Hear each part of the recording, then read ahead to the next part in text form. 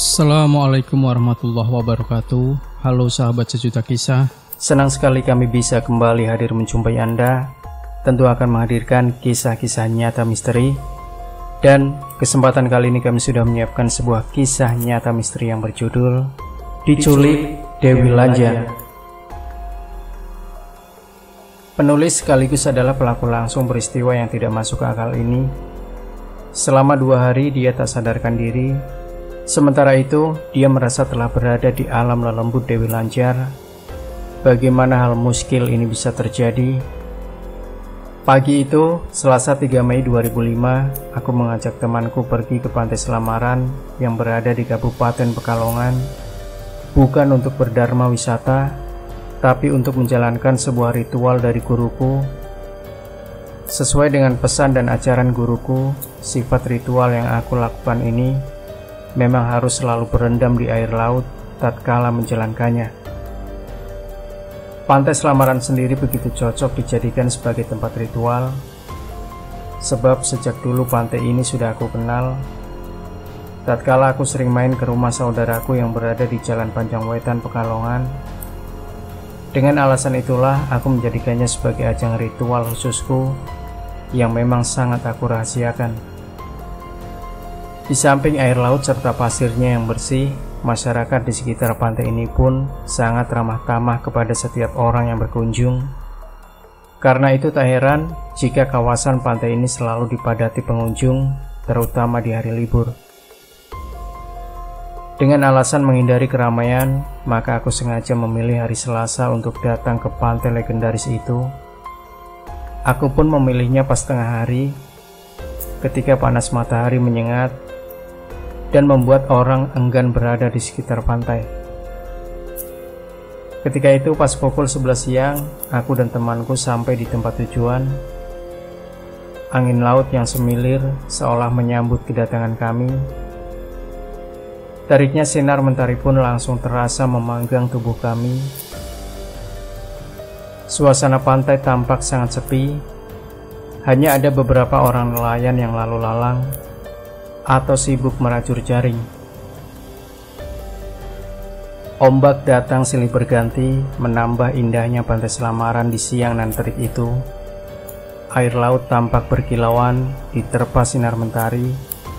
Sambil menghilangkan rasa lelah karena perjalanan jauh, kami mampir di sebuah warung makan sambil menanyakan rumah kontrakan yang bisa disewa barang beberapa hari. Beruntung si pemilik warung memberitahu keberadaan rumah yang memang biasa dikontrakan. Setelah aku mendapat informasi tentang rumah kontrakan itu, aku langsung mendatangi pemiliknya. Tawar-menawar pun terjadi, dan akhirnya aku jadi mengontrak rumah tersebut. Sesudah ditunjukkan tempat kontrakannya, aku jadi kaget. Kontrakan itu hanya sebuah bilik dari bambu, tanpa kamar, dan di dalamnya sudah banyak orang sebelum kami datang. Yang membuatku sangat kesal, laki-laki dan perempuan bercampur jadi satu di rumah sederhana itu. Sialan, aku memaki sendiri. Pikirku sudah mahal sekali bayarnya. Tempat hanya bilik seperti ini, dan orangnya juga sudah berjubel. Karena terlanjur, aku pun harus menerimanya dengan hati mendongkol. Namun, lain kali tentu saja aku harus lebih berhati-hati. Sambil menekan kejengkelan, aku bersama temanku, aku langsung berbaur dengan orang-orang yang semula tidak aku ketahui apa maksudnya berkumpul di gubuk tersebut. Namun dari beberapa obrolan mereka yang sempat terdengar, aku akhirnya jadi tahu semuanya. Yang punya kontrakan gubuk reot itu ternyata adalah juru kunci yang konon bisa mencari pinjaman dana gaibnya Dewi Lanjar. Dan orang-orang tersebut berkumpul adalah untuk kepentingan yang sangat celeneh ini. Aku dan temanku hanya geleng-geleng kepala. Namun yang tak habis kupikirkan, beberapa di antara mereka ada yang menyebut dirinya pernah berhasil dalam ritual gaib itu. Mungkinkah? Pertanyaan ini sungguh tak dapat aku pecahkan. Tanpa mempedulikan aktivitas orang-orang itu, malam harinya sekitar pukul 11:30 waktu Indonesia Barat, dengan ditemani kawanku, aku mulai melakukan ritual, yakni dengan berendam di pinggir pantai Selamaran. Dinginnya air laut sangat terasa ke seluruh tubuhku. Ombak laut silih berganti menepi sampai ke wajahku. Semakin malam, ombak kian bertambah besar. Air pun mulai pasang, namun ku pertahankan posisiku agar tak oleng dari posisi duduk semula yang membentuk sikap bersemedi.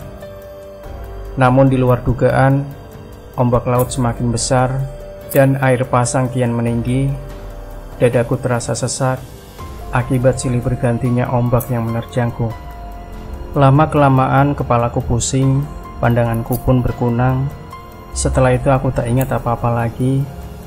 Entahlah, mungkin aku tenggelam diseret ombak dan air pasang yang kian meninggi. Yang pasti di saat aku tak sadarkan diri, seolah-olah aku dijemput dua orang yang bertubuh tinggi kekar dengan seragam ala prajurit keraton. Kejadiannya begitu cepat. Kedua orang prajurit itu membawaku masuk ke sebuah istana yang sangat megah.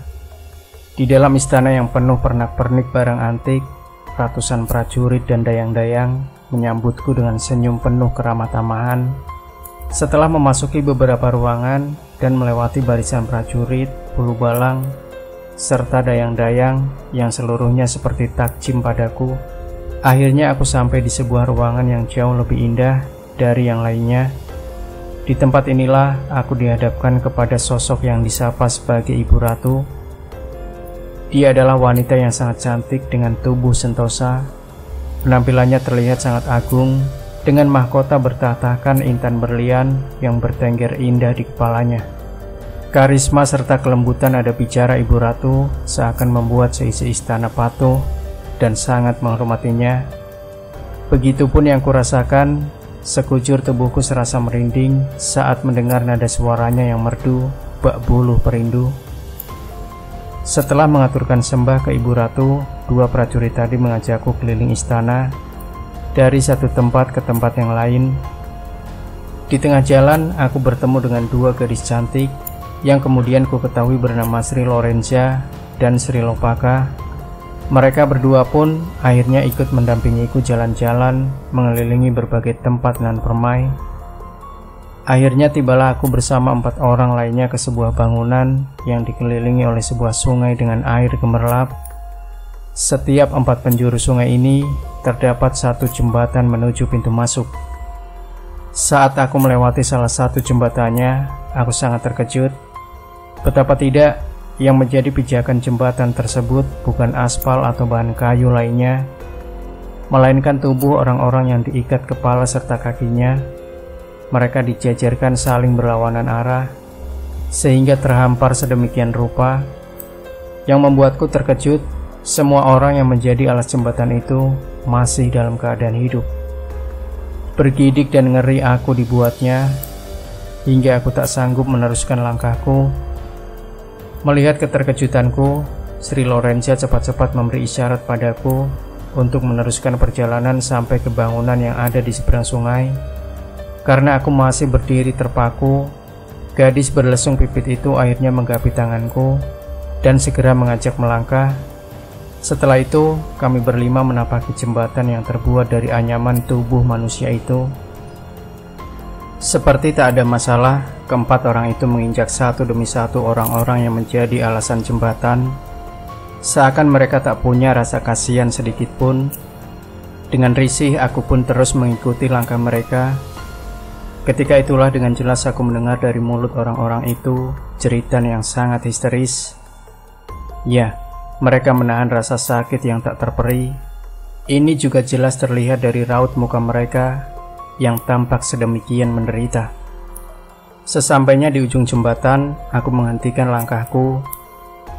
Dengan sedikit memberanikan diri, aku bertanya pada Sri Lorenza, "Sri Lorenza, apa yang terjadi penyebabnya hingga mereka semua diikat dan disiksa seperti itu?" "Mas, itu semua orang-orang serakah di masa hidupnya. Mereka semua minta kekayaan pada Ibu Ratu, dan ibunda pun memberikannya. Tetapi setelah mereka kaya, semua tak mengakui pemberian tersebut. Karena itu mereka akhirnya disiksa seperti itu. Jelas Sri Lorenza. Aku terbengong-bengong mendengar sampai akhirnya gadis itu mengajakku, "Bila kau ingin tahu segalanya, ayo masuk ke dalam bangunan itu." Aku hanya mengikuti saja. Kami sama-sama melangkah ke arah bangunan yang dimaksud Sri Lorenza. Di depan pintu itu, kulihat dua penjaga yang bertampang brewok dan sangar. Begitu melihat kedatangan kami, mereka langsung membuka daun pintu. Terdengar suara berderit yang memecah keheningan. Lalu apa yang terjadi? Aku benar-benar tak kuat melihat pemandangan yang ada di dalam bangunan itu. Ratusan orang disiksa dengan sadisnya. Tubuh mereka tampak berdarah-darah. Bahkan ada yang bola matanya pecah. Bekas cambuk tergores di seluruh badan mereka. Darah menetes di sela luka menganga. Sri Lorenza, mengapa mereka disiksa seperti itu? Apa pula kesalahan mereka hingga tiada maaf untuk memperbaikinya? Dengan suara gemetar aku kembali bertanya. Sudah terlambat bagi mereka untuk meminta maaf. Semasa hidupnya, mereka semua pemuja Ibunda Dewi Lanjar. Setelah Ibunda memberi kekayaan, mereka semua meninggalkan kewajiban ibadah kepada Allah, berhaji, serta bersedekah. Mereka hanya mau enaknya saja tanpa mau bekerja, tanpa membantu orang susah. Inginnya selalu berfoya-foya, hingga Ibunda marah dan menyiksanya seperti yang kau lihat saat ini. Sri Lorenza menjelaskan. Di saat aku sedang berbincang dengan Sri Lorenza, tiba-tiba dari kerumunan orang yang tengah disiksa, datang seorang nenek-nenek dengan badan bersimbah darah serta baju yang robek-robek akibat cambukan para algojo. Nenek itu mendekatiku sambil berkata, "Nah, tolonglah. Nenek sudah tak kuat. Nenek pengen mati saja. Nenek jerah minta pesugihan. Tolonglah, nak." Aku hanya tergagap-gagap mendengar permohonan si nenek. Sebelum sempat kubuka mulutku, tiba-tiba datang seorang algojo bertubuh perkasa yang langsung menarik paksa rambut si nenek menuju tempat penyiksaan. Nenek itu terjungkal, tangisan serta raungannya membuatku tak sadarkan diri lagi. Ya, tiba-tiba pandanganku menjadi gelap gulita. Tanah yang kupijak pun seperti bergetar hebat, seolah ada gempa. Apa yang nampak di depan mataku selanjutnya sungguh sesuatu yang sulit diterima akal sehat. Setelah aku siuman, kulihat di sekelilingku telah banyak orang dengan raut muka cemas memandangku yang terbaring lemah. Ada apa ini? Aku bertanya pada mereka. Alhamdulillah kau sudah sadar, kata Marwan temanku yang selalu setia menyertai perjalananku. Memangnya aku ini kenapa? Aku kembali bertanya. Kau sudah tak sadarkan diri selama 2 hari 2 malam, jawab Marwan. Begitu kagetnya mendengar jawaban Marwan, sampai aku terduduk sambil memandang ke sekeliling. Aneh, aku tidak lagi berada di depan gedung tempat penyiksaan itu, melainkan di sebuah rumah yang sangat sederhana. Aku tak habis pikir, kurasa baru 2 jam aku dibawa bangsa halus. Tapi Marwan bilang, sudah 2 hari aku tak sadarkan diri. Menurut Marwan, malam itu dia melihatku tenggelam. Karena itu dia segera mencebur ke laut dan berusaha menolongku. Beruntung Marwan dapat menyeret tubuhku ke darat. Tapi sejak kejadian itu, aku tak sadarkan diri sampai 2 hari lamanya. Apa yang terjadi menimpaku di pantai Selamaran, sungguh kenyataan yang sulit diterima akal sehat. Tapi bagiku, ini merupakan pengalaman yang sangat berharga sekali, yang sekaligus menjadi indikasi bahwa memang terdapat ruang gaib bagi mereka yang ingin melakukan pesugihan. Akhirnya, semoga kiranya ceritaku ini bermanfaat. Pesanku, hendaknya kita selalu berhati-hatilah dalam menjalankan sebuah kehidupan dan fana ini. Demikian sahabat sejuta kisah. Jangan lupa berikan komentar Anda, like, share video ini, subscribe channel Sejuta Kisah, dan kembali nantikan kisah-kisah nyata misteri terbaru dari kami setiap harinya. Sampai jumpa. Wassalamualaikum warahmatullahi wabarakatuh.